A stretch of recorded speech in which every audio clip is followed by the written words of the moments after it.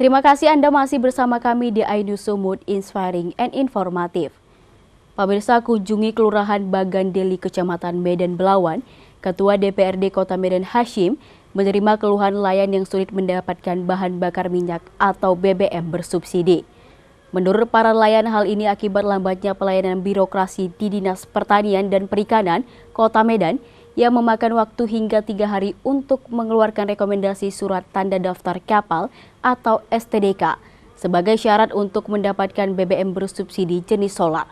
Dan sulitnya mendapatkan BBM ini juga sudah dirasakan nelayan selama bertahun-tahun. Nelayan pun meminta Ketua DPRD Kota Medan Hashim mencarikan solusinya menyelesaikan permasalahan ini. Itu benar kita kayak.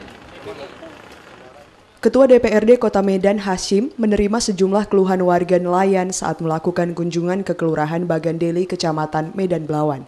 Selain persoalan kelangkaan BBM hingga mereka harus membeli minyak eceran dengan harga yang mahal, bahkan terkadang sudah dioplos hingga merusak mesin kapal-kapal mereka. Para nelayan juga mengeluhkan lambatnya pelayanan birokrasi di Dinas Pertanian dan Perikanan Kota Medan yang memakan waktu hingga 3 hari untuk mengeluarkan rekomendasi surat tanda daftar kapal atau STDK sebagai syarat untuk mendapatkan BBM bersubsidi jenis solar. Menurut para nelayan, keluhan yang mereka hadapi ini sudah bertahun-tahun mereka rasakan di Bagandeli.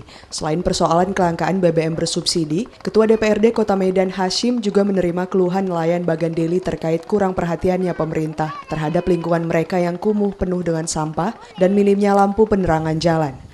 Kehadiran Ketua DPRD Kota Medan ini menjadi momen penting bagi nelayan Bagandeli untuk menyampaikan berbagai keluhan mereka kepada Ketua DPRD Kota Medan yang juga DPC PDI Perjuangan Kota Medan ini. Para nelayan ini juga menuturkan untuk membeli BBM bersubsidi jenis solar di Stasiun Pengisian Bahan Bakar Umum atau SPBU Kota Belawan, nelayan Bagandeli harus terlebih dahulu mendapatkan surat rekomendasi dari Dinas Pertanian dan Perikanan Kota Medan dengan mengurus surat tanda daftar kapal atau STDK. Mirisnya pengurusan STDK sebagai rekomendasi untuk membeli BBM bersubsidi dinilai lamban karena bisa memakan waktu 2 hingga 3 hari lamanya di Dinas Pertanian dan Perikanan Kota Medan. Sementara bagi para nelayan Bagandeli, mereka butuh waktu cepat untuk mengisi bahan bakar perahu jika hendak berangkat ke laut karena sehari saja nelayan tidak berangkat melaut tentu berdampak dengan kebutuhan ekonomi keluarga nelayan. Lamanya waktu pengurusan surat rekomendasi sebagai persyaratan yang dibebankan Dinas Pertanian dan Perikanan Kota Medan kepada nelayan guna mendapatkan BBM bersubsidi tersebut membuat nelayan di Bagandeli terpaksa membeli BBM eceran yang harganya bervariasi, mulai dari Rp7.000 per liter hingga harga Rp7.500 per liternya. Sulitnya mendapatkan bahan bakar minyak solar bersubsidi sudah 6 tahun dirasakan nelayan Kelurahan Bagandeli. Selain karena memakan waktunya pelayanan birokrasi di Dinas Pertanian dan Perikanan Kota Medan dalam pengurusan STDK, hal ini juga disebabkan tidak lagi beroperasinya Stasiun Pengisian Bahan Bakar Nelayan atau SPBN di Kelurahan Bagandeli akibat berkurangnya kuota BBM yang masuk. Mendengar keluhan nelayan tersebut, Ketua DPRD Kota Medan Hashim sempat terkejut dengan pelayanan birokrasi di Dinas Pertanian dan Perikanan Kota Medan yang menurutnya cukup lama dalam mengeluarkan surat rekomendasi, sehingga membuat nelayan di Kelurahan Bagandeli terkendala untuk mendapatkan BBM bersubsidi secara praktis. Lamanya pengurusan untuk mendapatkan surat rekomendasi BBM bersubsidi di Dinas Pertanian dan Perikanan Kota Medan tersebut, menurut Ketua DPRD Kota Medan Hashim harus segera dipangkas dari semula 3 hari menjadi 1 hari, sehingga nelayan di Bagandeli, Kecamatan Medan Belawan dengan mudah dapat membeli BBM bersubsidi dan tidak lagi harus membeli BBM eceran dengan harga tinggi. Terkait persoalan ini, Ketua DPRD Kota Medan Hashim berjanji akan menindaklanjutinya ke pemerintah Kota Medan. Ketua DPRD Kota Medan Hashim juga berharap kepada Pertamina supaya SPBN di Kelurahan Bagandeli yang tidak lagi beroperasi difungsikan kembali seperti semula, sehingga ini memudahkan nelayan untuk mendapatkan BBM bersubsidi. Selain persoalan sulitnya mendapatkan BBM bersubsidi, Ketua DPRD Kota Medan Hashim juga menerima keluhan warga sekitar terkait kumuhnya kampung mereka yang banyak dipenuhi sampah. Di samping itu, warga juga mengeluhkan banyaknya lampu penerangan jalan di lorong ujung Tanjung tidak lagi berfungsi akibat dicuri. Menyikapi keluhan warga tersebut, Ketua DPRD Kota Medan berharap dinas terkait di pemerintahan Kota Medan dapat memperhatikan penanganan sampah di lorong ujung Tanjung Kelurahan Bagandeli ini. Mengenai banyaknya lampu penerangan jalan yang hilang akibat dicuri tersebut, Ketua DPRD Kota Medan Hashim berharap pihak Polsek Medan Belawan maupun Polres Pelabuhan Belawan untuk giat melakukan patroli di kawasan itu, guna memantau agar tidak lagi terjadi pencurian lampu-lampu jalan yang sudah terpasang, sehingga warga sekitar yang hendak berangkat ke laut tidak terhalang beraktivitas karena gelapnya jalan. Baik, kita melihat, kita cermati persoalan dihadapi oleh nelayan yang ada di Bagandeli, ya, khususnya ya di Kecamatan Medan Belawan itu terkendala dengan pengadaan bahan bakar minyak solar ya untuk keperluan melaut. Di mana ada kendala ya untuk memberikan rekomendasi itu diperlukan sampai 3 hari. Nah, ini yang menjadi kendala sehingga mereka kesulitan mendapatkan bahan bakar BBM yang bersubsidi ya dengan harga yang terjangkau. Sehingga mereka saat ini harus membeli BBM yang dengan harga yang tinggi, yang di atas dari BBM bersubsidi. Nah, kita minta kepada Dinas Perikanan dan Kelautan supaya memangkas birokrasi yang memakan waktu yang lama untuk memberikan rekomendasi kepada nelayan kita untuk membeli BBM yang bersubsidi. Nah, ini harus dipangkas ini birokrasinya. Jadi yang rekomendasinya harus 2-3 hari, kalau bisa dalam 1 hari aja. Karena mereka melaut kan itu harus cepat. Kan nggak mungkin harus tunggu 2-3 hari baru melaut. Nah, ini yang harus diperhatikan oleh Dinas Perikanan dan Kelautan ya, menjawab keluhan daripada nelayan yang kita dapati pada saat kami mengunjungi ya Kelurahan Bagandeli, Kecamatan Medan Belawan ya, di daerah perumahan ataupun perkampungan nelayan. Nah, itu yang pertama. Kedua, kita minta juga kepada Pertamina supaya stasiun pengisian bahan bakar nelayan SPBN yang sudah dibangun di daerah sini supaya itu difungsikan kembali yang memudahkan nelayan kita untuk mendapatkan bahan bakar yang bersubsidi.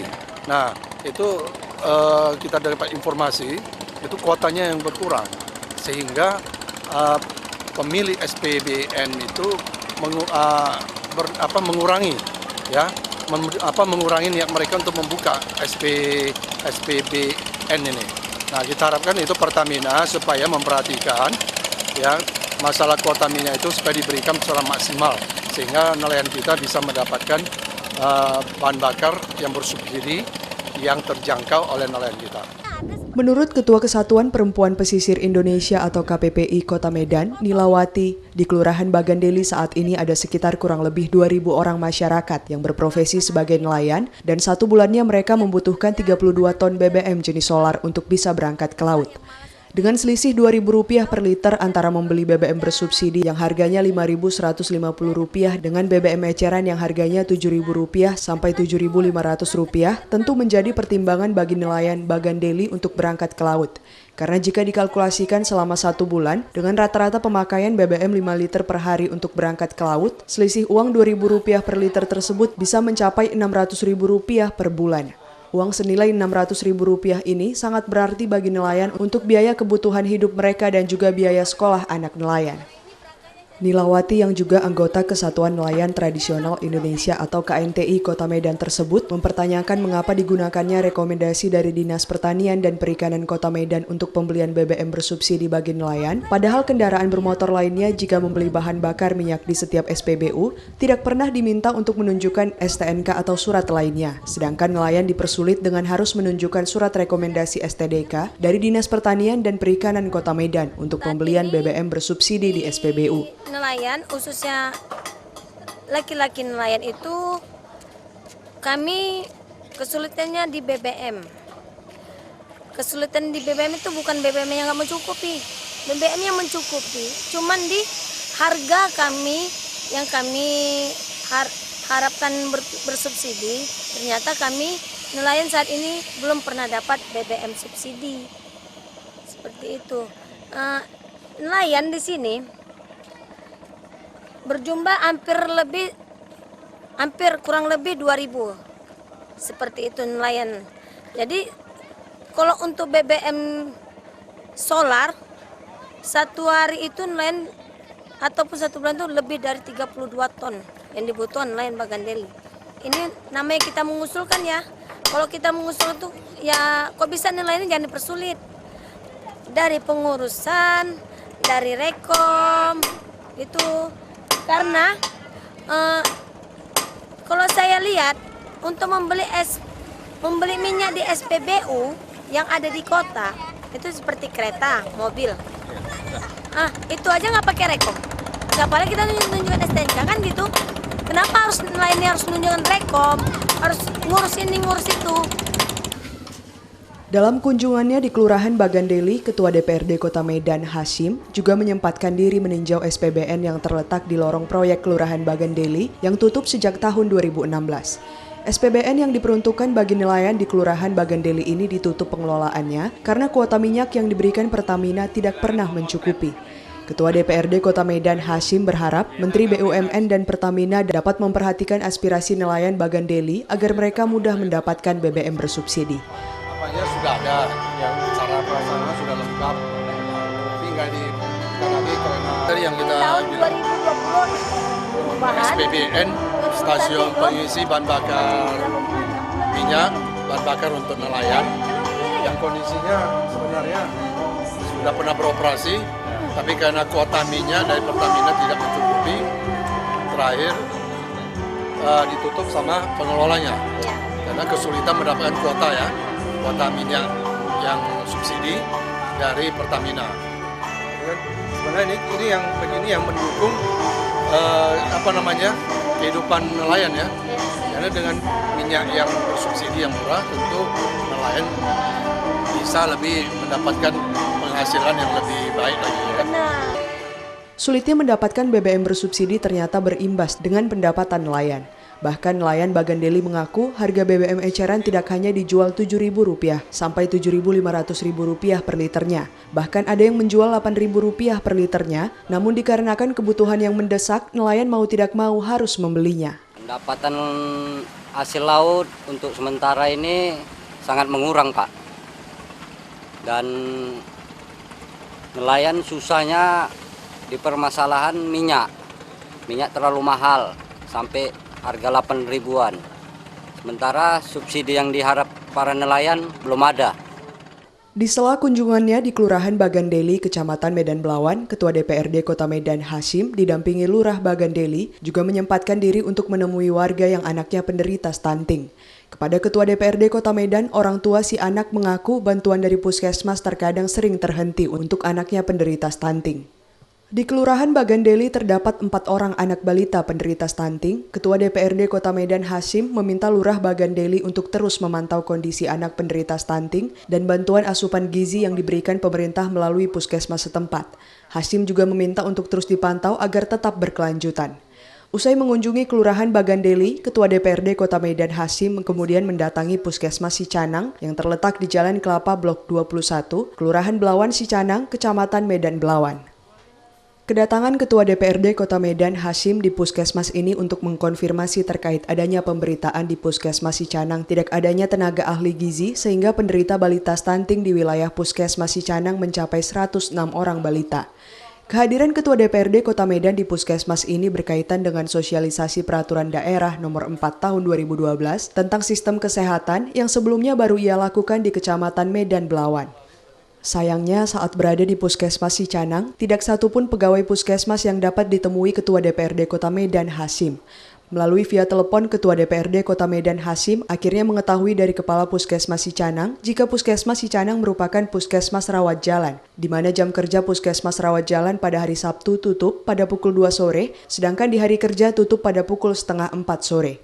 Menurut Ketua DPRD Kota Medan Hasyim, berdasarkan keterangan Kepala Puskesmas Sicanang via telepon, kekosongan ahli gizi di puskesmas itu dikarenakan tenaga ahli gizi sebelumnya yang pindah. Hari sebenarnya karena ada informasi, kemudian ada pemberitaan bahwasannya kabarnya di puskesmas ini tidak ada ahli gizi sehingga penanganan stuntingnya terhambat.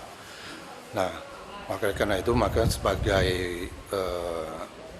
wakil rakyat sebagai ketua DPRD, kebetulan karena kita lagi mengadakan sosialisasi peraturan daerah tentang sistem kesehatan Kota Medan yang sangat kaitannya dengan masalah stunting, tentu kami tergerak hatinya untuk mampir kemari ya untuk mengetahui lebih jelas ya apa sebenarnya persoalannya, apakah benar yang di pemberitaan itu adalah laporan dari masyarakat. Nah, tadi memang berdasarkan keterangan via telepon dari Kepala Puskesmas, beliau menerangkan bahwasannya ini puskesmas rawat jalan, ya, artinya jam kerjanya itu hari Sabtu itu sampai jam 2, ya, kemudian hari biasa itu sampai 3:30. Nah, ini mungkin baru saja pertama kali saya mengetahui jam kerja puskesmas rawat jalan itu sampai jam 2. Nanti coba saya konfirmasi juga ke Kepala Dinas Kesehatan apakah benar. Kalau memang benar ya itu artinya kondisi saat sekarang kita kunjungan tadi memang nggak ada orang, yaitu kita maklumi ya. Tapi bila mana itu tidak benar berarti ada kelalaian yang katanya nggak ada.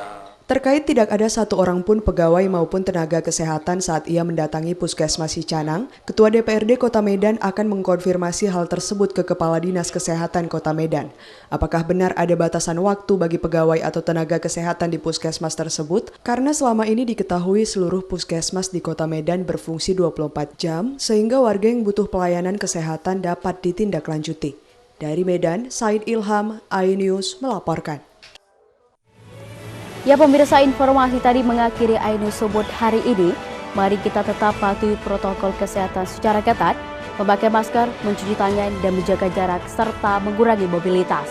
Saya Maria Laura Puja beserta seluruh kru yang bertugas mengucapkan selamat menjalankan aktivitas Anda. Tetap semangat dan sampai jumpa.